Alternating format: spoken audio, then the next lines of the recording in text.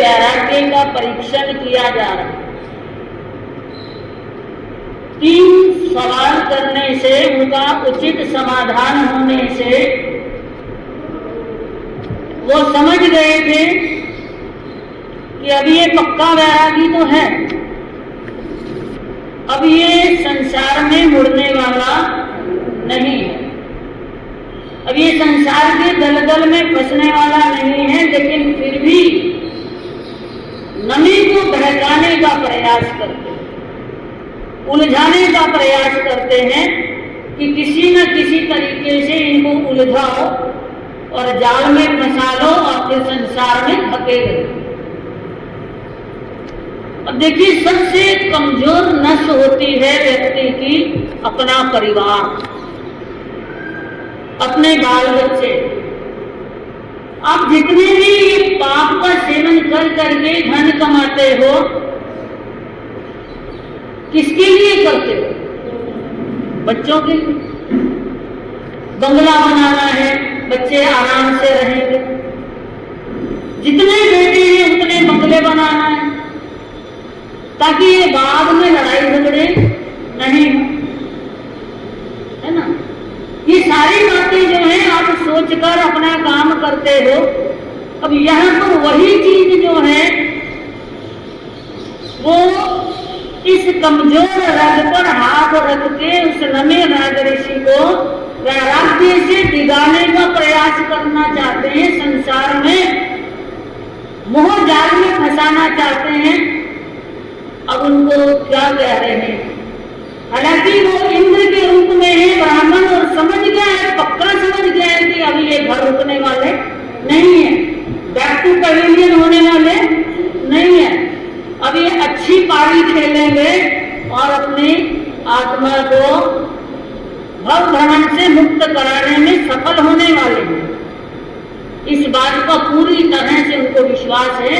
लेकिन फिर भी पूछते हैं, कहते हैं कि पाताय कारणाम बद्धवान विहानी ये बालकम कोई आओ ये तो गच्छसी खत्रिया। हे क्षत्रिय, तुम एक काम करो, अपने बच्चों के लिए वर्धमान गृह बनाओ, उसमें जल गृह भी बनाओ, छज्जे भी होने चाहिए। और ऐसे लगता है कि आप अपने कर्तव्यों से घबरा गए हो और पलायन कर रहे हो। मतलब देखिए कितना उलझा रहे हैं। उनकी जो मोह की ग्रंथि जो है, जो लास्ट तक चलने वाली होती है, उसको वो पकड़ में रखे हुए हैं और कह रहे हैं कि आप अपने कर्तव्य का निर्वाह करो, अपने बच्चों के लिए कम से कम वर्धमान गृह बनाओ। वर्धमान घर पता ही कैसे होते हैं?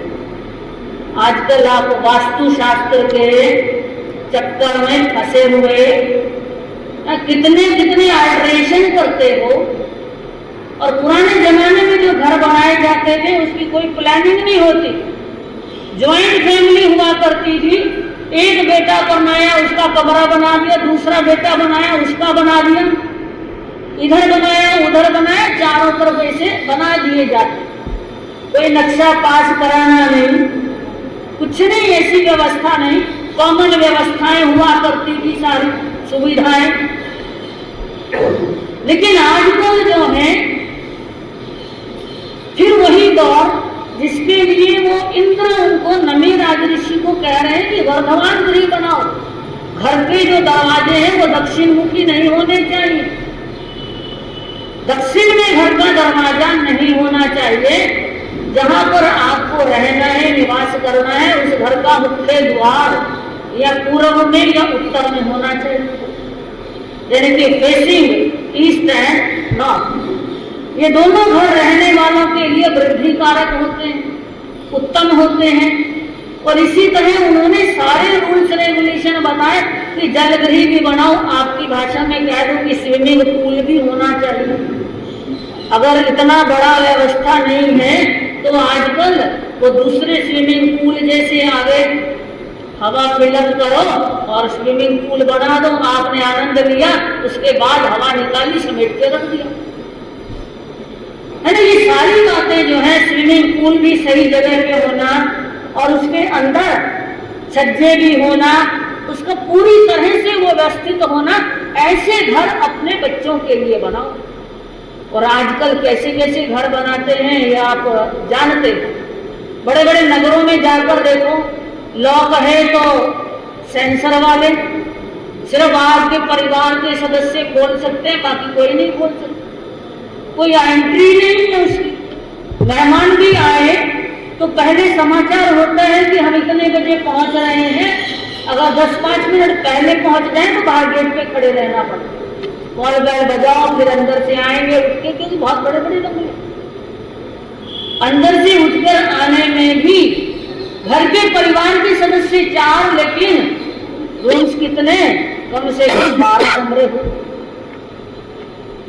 तो यहाँ वो नमे राजऋषि को कह रहे हैं कि आप अपने बच्चों के प्रति अपने कर्तव्यों को पालन करो। आप भी यही कहते हैं, कभी कभी आप हमारा सब पगलिया करो, है ना, बंगला बनाया है, नया घर बनाया है, पगलिया करो। और पगलिया करने जाते हैं तो फिर कहते हैं और बाप जी क्या करें, बच्चों के लिए बना दिया है, एक बार अपना कर्तव्य पूरा कर दिया है, अब ये जाने, अब इनका जीवन जाने। यहाँ उसके कर्तव्यों का भी कह रहे हैं कि आप अपने ये कर्तव्यों को पूरा करो और फिर हे क्षत्रिय, उसके बाद आप संयम जीवन में प्रवेश कर ले। लेकिन वो पक्का वैरागी है, संसार को मन से भी छोड़ चुका है, तन से भी छोड़ दिया है। अब उसको राज पाठ, उसके वैभव की कोई आवश्यकता नहीं, कोई चिंता नहीं, बाल बच्चों की भी चिंता नहीं। बुद्धिमान आज भी यही करता है। कई बार आप बोलते हो ना, पूत कपूत तो क्यों धन संचय, पूत सपूत तो क्यों धन संचय। यानी कि अगर पूत कपूत है, ऐसा कपूत जन्मा है या हो गया है सोसाइटी के कारण से, तो उसके लिए धन जोड़ने की जरूरत नहीं है, क्योंकि जो भी जोड़ोगे, जो कुछ भी दोगे वो तबाह करने वाला, बर्बाद करने वाला है, बल्कि और ज्यादा जो है वो अपने दुर्व्यसनों में उसको खर्च करने वाला है।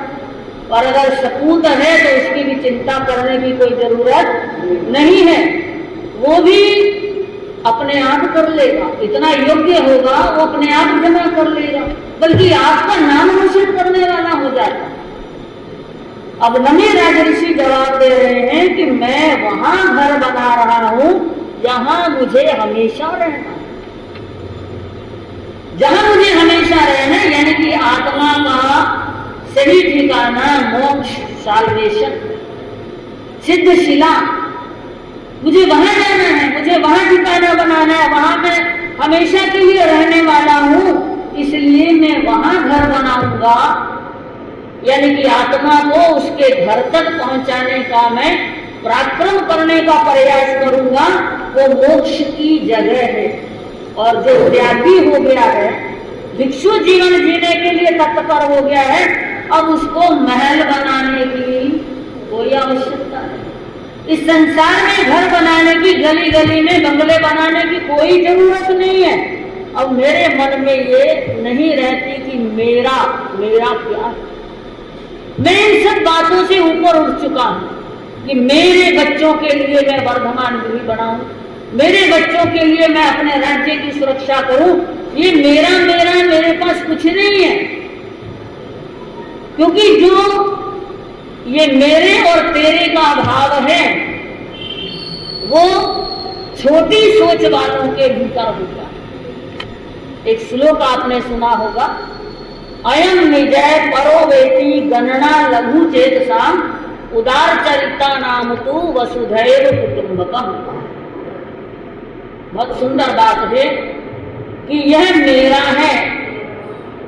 अयम निजय परो वेति, वो दूसरा आपका है। ऐसी सोच, ऐसा चिंतन छोटी सोच वालों के अंदर होता है।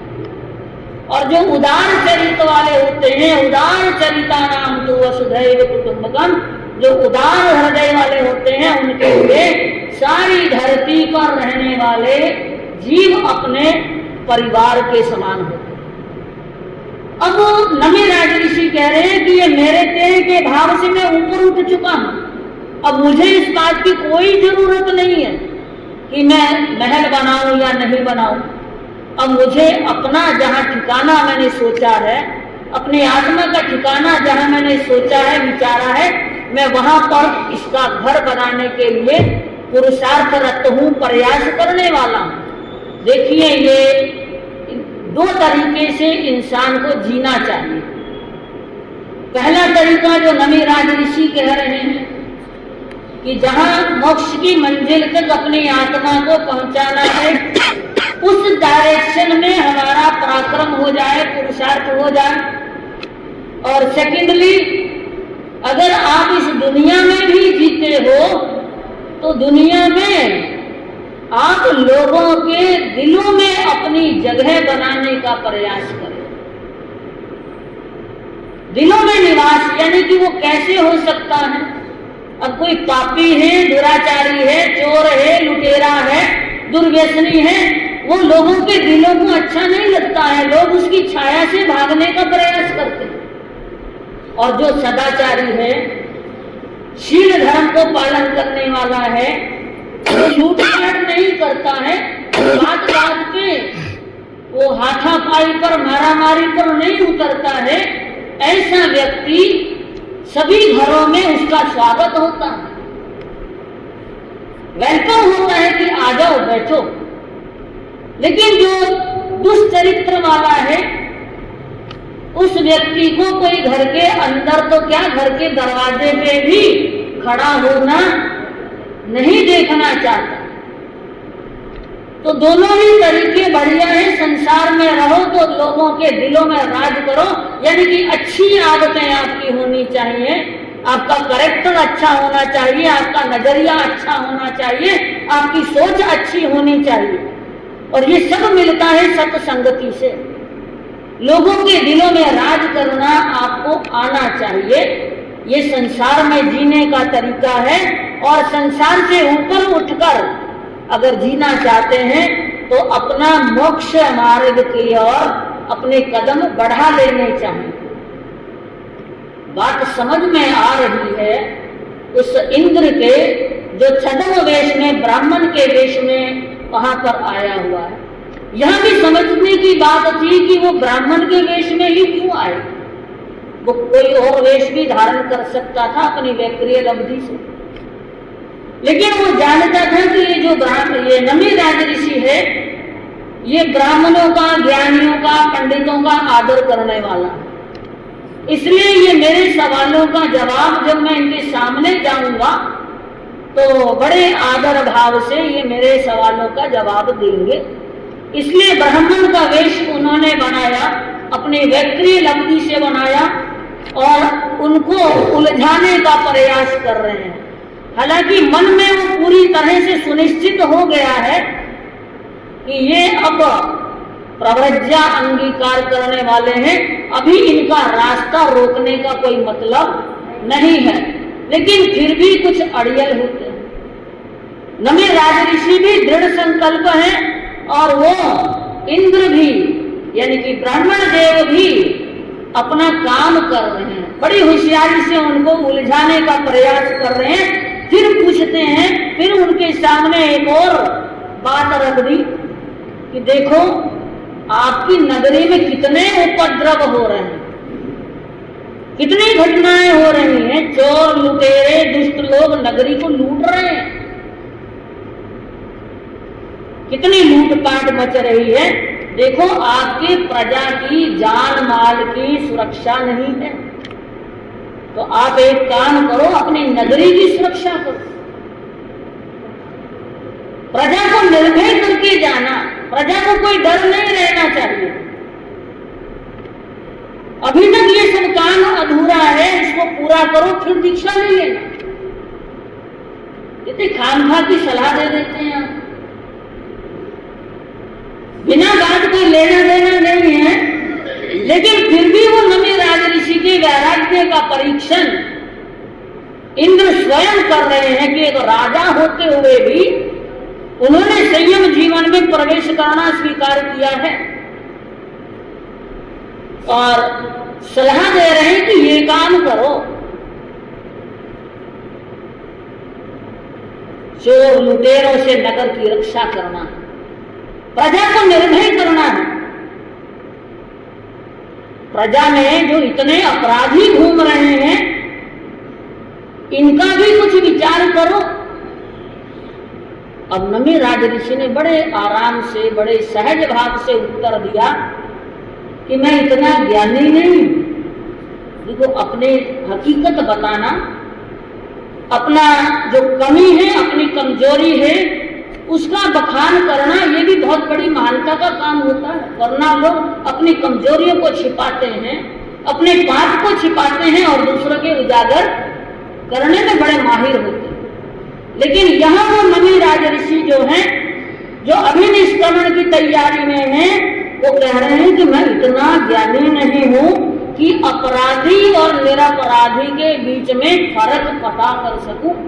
ये केवल ज्ञानियों की बात होती है, हकीकत की बात जानते हैं, सब कुछ जानते हैं। लेकिन वो नमी राजऋषि कह रहे हैं कि जब मैं राजा था तब मैं इस बात का पूरी तरह से अनुभव कर चुका हूं।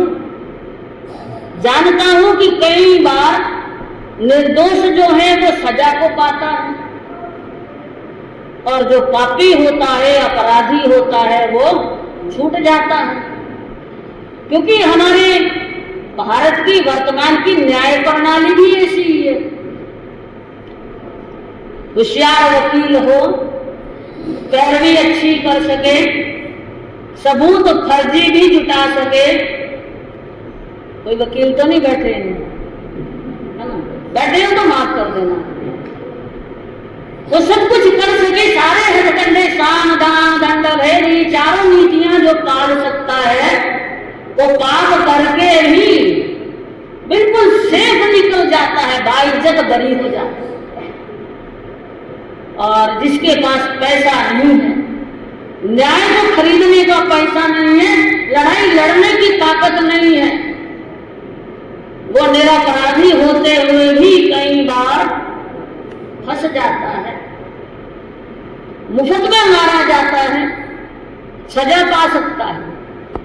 तो वो नमी राजऋषि कह रहे हैं कि मैं इतना ज्ञानी नहीं हूं, क्योंकि जब मैं राजा था तो मैं ऐसा कई बार मेरे से हुआ है कि कोई अपराधी छूट गया और मेरा अपराधी सजा पा गया, और मैं अब ये गलती जो है दोहराना नहीं चाहता। मैं दोबारा जो है इस गलती को, अब सब कुछ भूल जाना चाहता हूं कि जो हुआ, अगर जाने में अनजाने में हुआ, तो मैं उन सारी भूल के लिए मैं प्रायश्चित करना चाहता हूं, पश्चाताप करना चाहता हूं, आत्मनिंदा करना चाहता हूं कि अगर मेरे इस राजा के काल में, राजा होते हुए अगर मैंने किसी निर्दोष को दंड दिया हो, कोई अपराधी छूट गया हो, उसकी जगह निर्दोष मारा गया हो, तो उस पाप के लिए भी जो अनजाने में हुआ है, जानबूझकर नहीं किया, जो अनजाने में भी मेरे से हुआ है, उसके लिए भी मैं पश्चाताप करना चाहता हूं, तहे दिल से पश्चाताप करना चाहता हूं, क्योंकि मुझे समझ में आ गया है कि जो निरपराधी होकर भी दंड पाता है, कीप इन माइंड, निरपराधी होकर भी दंड पाता है, ऐसे व्यक्ति की जो आह होती है, आह, है ना, ऐसे व्यक्ति की जो आह है, वो व्यक्ति को, दंड देने वाले को समूल नष्ट कर सकती है, जड़ सहित उखाड़ देती है, तबाह कर सकती है। तो इसलिए हे ब्राह्मण देव, मेरा महाराज, मत रोको, मुझे रोको मत, जाने दो। देखिए, यहां भी एक कोमा कहीं भी शिफ्ट कर दिया जाए तो अर्थ अनर्थ हो जाता।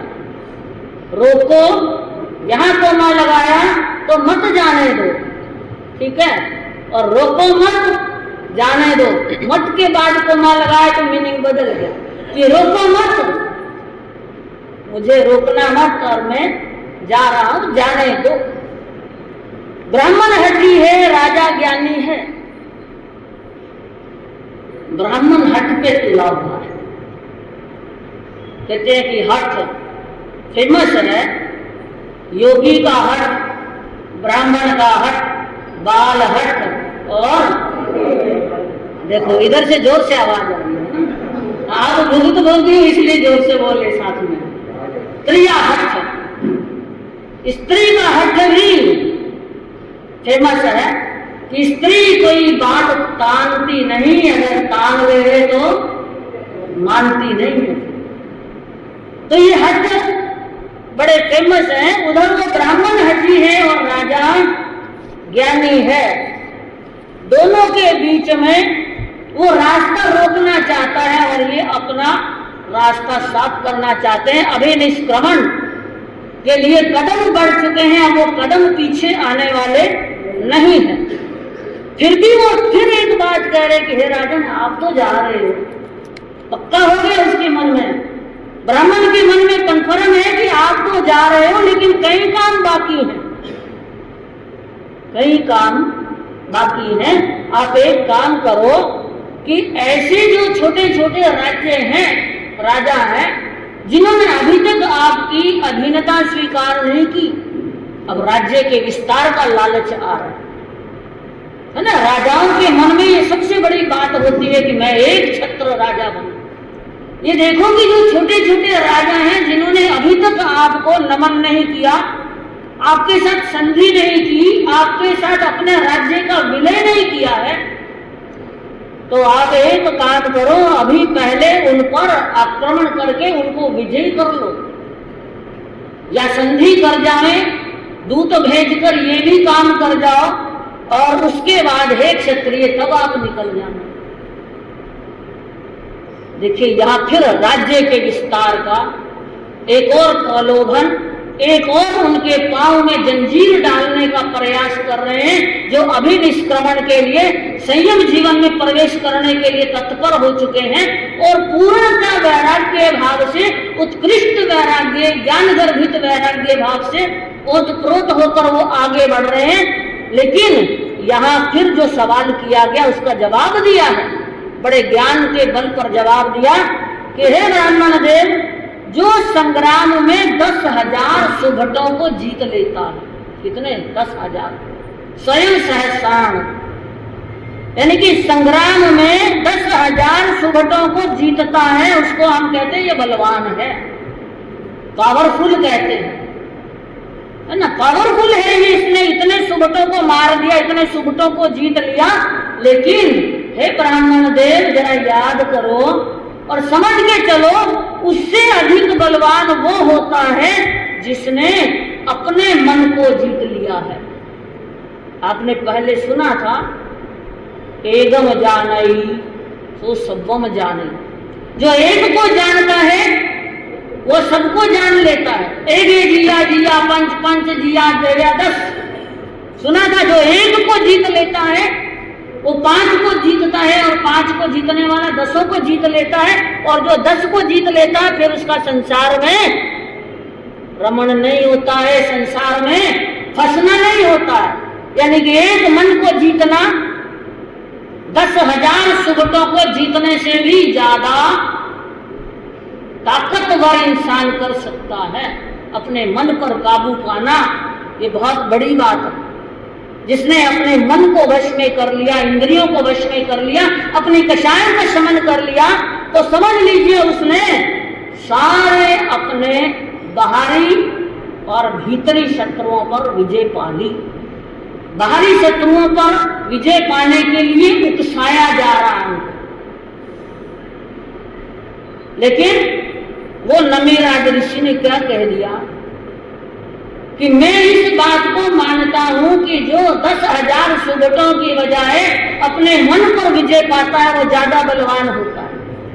क्योंकि बाहर के शत्रुओं की तो बात छोड़ो, ये जो भीतर के शत्रु हैं जिनसे हमें नुकसान होता है, कहते हैं ना कि जो बाहर की जो बिजली है वो हमारे आशियाने को नुकसान पहुंचाए ना नहीं पहुंचाए कोई पक्का नहीं होता, लेकिन उस आशियाने के भीतर जो शोला धधकता है वो ज्यादा आशियाने को खाक करने में समर्थ होता है। तो वो नमी राजऋषि कह रहे हैं कि देखो, मैंने अपने भीतरी शत्रुओं पर विजय प्राप्त कर ली है और मुनि जीवन में बाहर के शत्रुओं से कोई लेना देना नहीं होता है और उनसे जीतने की या युद्ध लड़ने की कोई आवश्यकता नहीं है। समझ में आ गया है, समझ में आ गया है कि अब बाहरी लड़ाई लड़ना इस मुनि जीवन में प्रवेश करने को आतुर जो नमी है, ये पूरी तरह से ज्ञानी है कि ये संयम जीवन का एक दूषण होता है। ये दूषण है कि युद्ध करने वाली बात करे, दूसरों से, बाहरी शत्रुओं से युद्ध करना, ये लड़ाई लड़ना, ये मुनि जीवन में शोभित नहीं होता है, शोभायमान नहीं होता है। इसलिए मुझे अब बाहरी युद्ध नहीं करना है और मैं जब भीतर के अपने 10 से 10 और 10,000, 10,000 की बजाय 10 को जीतने वाला ज्यादा पावरफुल होता है, इसलिए मैं आत्मिक बल से बड़ा बलवान हूं। मेरा आत्मबल इतना मजबूत हो चुका है कि अब ना तो मेरे मन में किसी को हराने का भाव है बाह्य युद्ध में, ना मुझे किसी को दंड देने का भाव है, क्योंकि मैं निर्णय नहीं कर सकता हूं। जब तक केवल ज्ञान नहीं होता तब तक अपराधी और निरपराधी में कोई फर्क मैं कर नहीं सकता हूं। इसलिए अब बाहरी लड़ाई मेरी समाप्त हो गई है, भीतरी लड़ाई भी मैंने जीत ली है, आत्मा का राज प्राप्त कर लिया है। अभी राज प्राप्त किया है, वैराग्य भाव आ गया है। अब मन चंचल नहीं है, मन डामाडोल नहीं है, मन संसार के सुख वैभव में लगने वाला नहीं है। अब कषायों के कारण से राग द्वेष की परिणतियां नहीं है, अब कुछ भी नहीं है। अब सिर्फ बाकी एक काम रह गया है। कौन सा काम? हाँ जी, क्या रह गया? क्या रह गया? हाँ, आत्मविजेता तो हो गए हैं, लेकिन आत्मा का राज जो प्राप्त किया है, अब एक काम बाकी है कि आत्मा को सिद्ध शिला तक पहुंचाना। दिल की कुछ बात कहने दो, दिल की कुछ बात जो मानवता की बात कहो, तो सुख में दुख में साथ रहो, फिर रहो शांति से रहने दो, फिर रहो शांति से रहने दो। दिल की कुछ बातें कहने दो, दिल की कुछ बातें कहने। राजमती का यह कहना है, राजमती का यह कहना है, दुविधा से दूर रहना है, ईर्ष्या की आग मत जलने दो, ईर्ष्या की आग मत जलने। दिल की कुछ बातें कहने दो, दिल की कुछ बातें। सत स्रोत ज्ञान का बहने दो, सत स्रोत ज्ञान। दिल की कुछ बातें कहने दो, दिल की कुछ बातें कहने दो। सांस निश प्रभु। अहिंसा के अवतार श्रवण भगवान महावीर स्वामी के पावन चरण कमलों में कोटि से वंदन।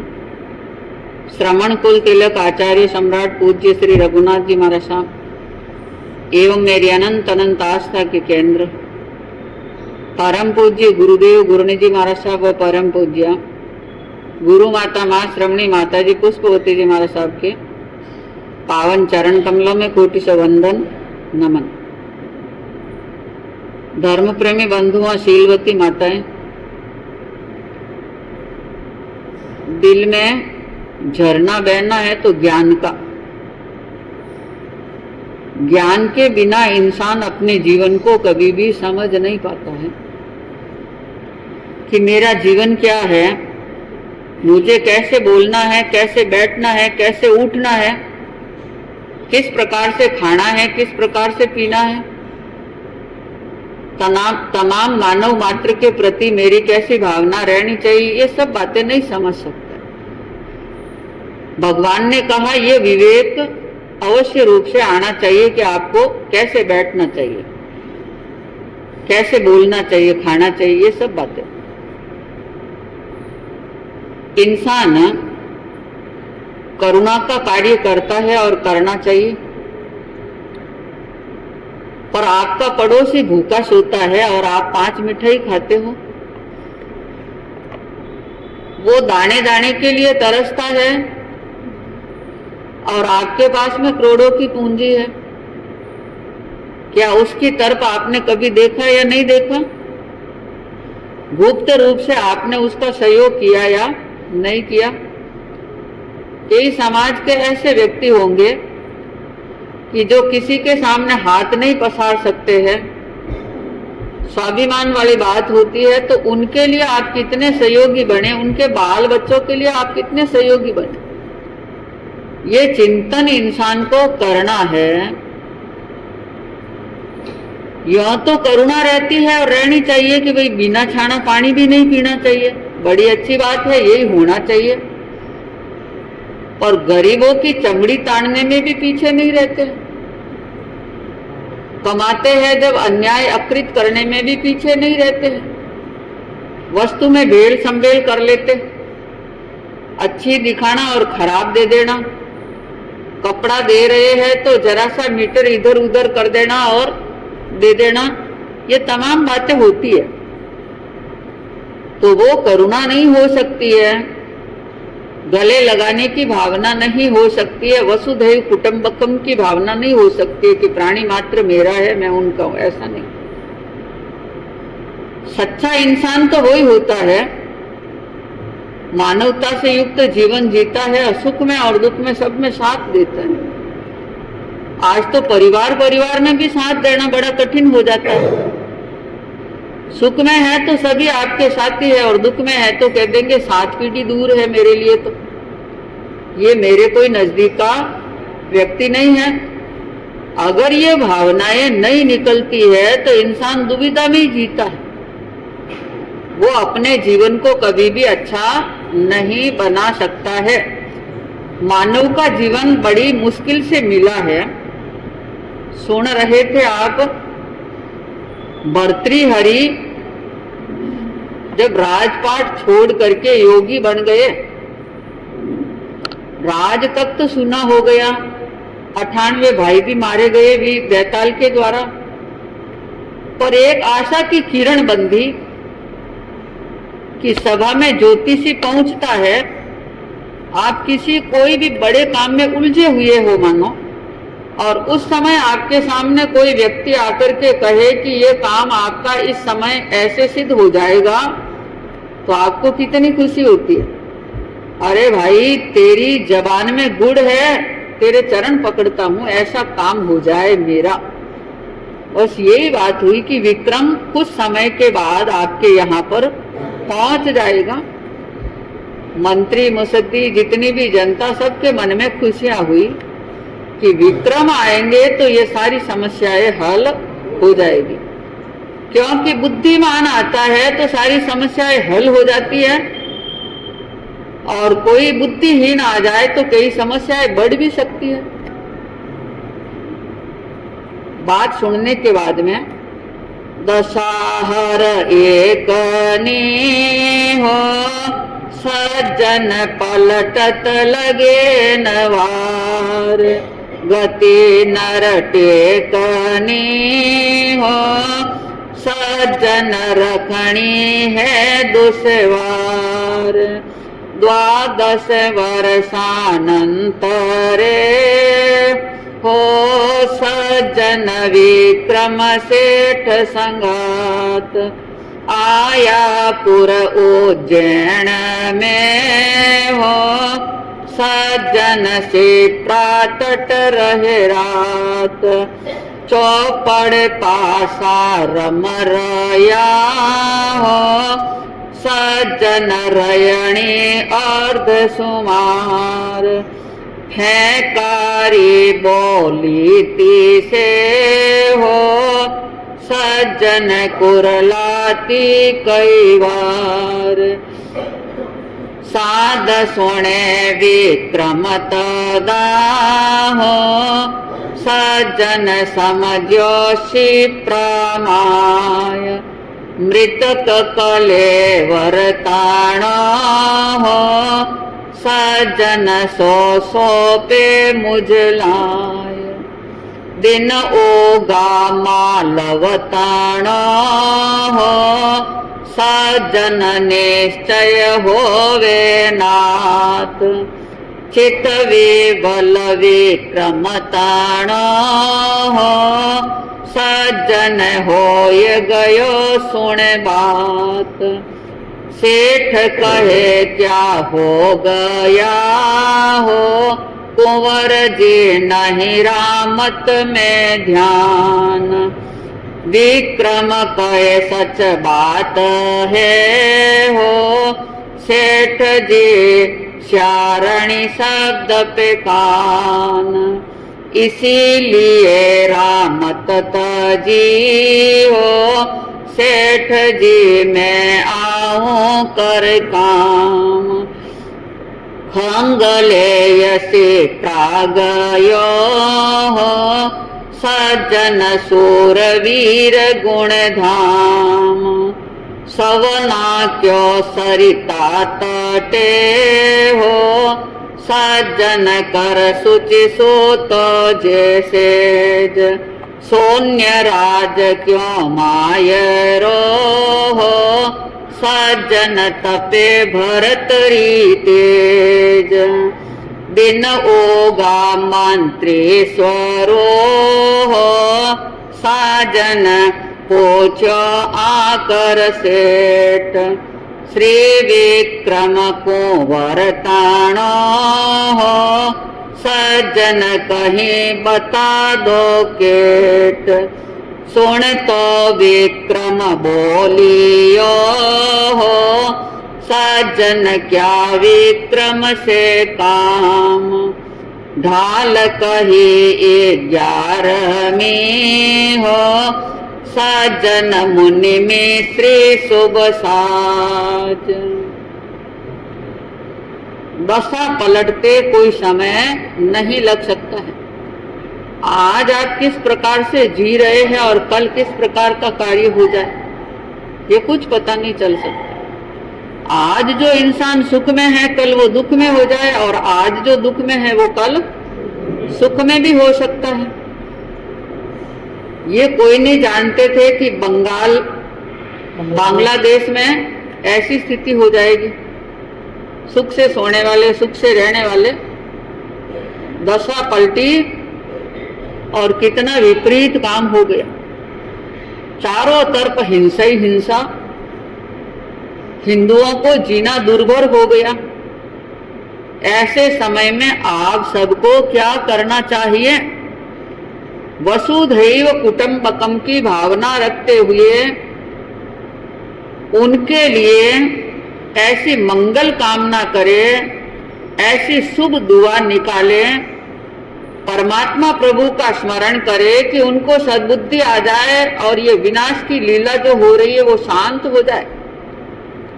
इसके लिए आज जितने भी आप श्रावक श्राविकाएं बैठे हैं, शांतिनाथ भगवान का स्मरण करना ये प्रत्यक्ष प्रभाव है शांतिनाथ भगवान का।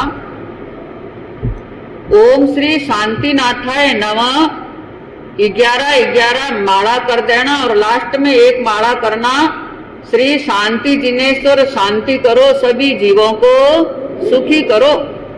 ये लास्ट में एक माला कर देना और एक टाइम के भोजन का त्याग कर देना। सुबह आपने नाश्ता कर लिया है तो चाहे दिन के भोजन का त्याग करो या शाम के भोजन का त्याग करो। इतना तो आप सभी कर सकते हैं, क्योंकि जब भी कोई न कोई तप के साथ में सफल होता है तो आगे 2 टाइम जो बचे हुए हैं उसमें से एक टाइम का भोजन आप त्याग कर लेना। ये नहीं कि भाई शाम को भोजन नहीं करना है तो चलो दिन में चाय पिए उसी समय डट के खा लो, ये हो गया हमारा शाम का त्याग। ऐसा नहीं, एक टाइम का भोजन नहीं करना, चाहे दिन में मत करो चाहे शाम को मत करो। आप सबको ये आज त्याग करना है और शांतिनाथ भगवान का स्मरण करना है ताकि सद्बुद्धि आ जाए और ऐसे अनर्थ के कार्य हो रहे हैं उनके ऊपर रोक लग जाए, प्रतिबंध लग जाए। दशा की बात सुन रहे हैं। गति किस प्रकार से चलती है समय की पता नहीं चल सकता है और इस गति को रोकना बड़ा दुष्कर का कार्य भी हो जाता है। ऐसे ही वर्ष 12 व्यतीत हो रहे। कितने अमृतलाल शाह, कितने वर्ष? हाँ, सहयोगी बन गए इधर से और आपको याद आ गया। नींद नहीं आई, थोड़ी सी आई है, ज्यादा तो नहीं आई, थोड़ी सी आई है। महेंद्र साहब, बल्लोटा साहब, अब तो फोन रख लो। अच्छा, रिकॉर्डिंग करो। दशा की बात जो सुन रहे हैं, 12 वर्ष व्यतीत हो गए विक्रम को उज्जैन नगर से गए हुए। 12 वर्ष तक अपना कोई परिचय सेठ को नहीं दिया कि मैं कौन हूं, कहां से आया हूं, कैसा हूं। और सेठ भी इतनी गहराई में जाने का काम नहीं किया, अपने काम से काम। वापस घूमते घूमते, क्योंकि क्रय विक्रय देश विदेशों में जिसका माल जाता है और क्रय विक्रय होता है और आगमन रहता है, सेठ वापस उसी रास्ते से गुजर रहे कि जहां उज्जैन नगर बसा हुआ है।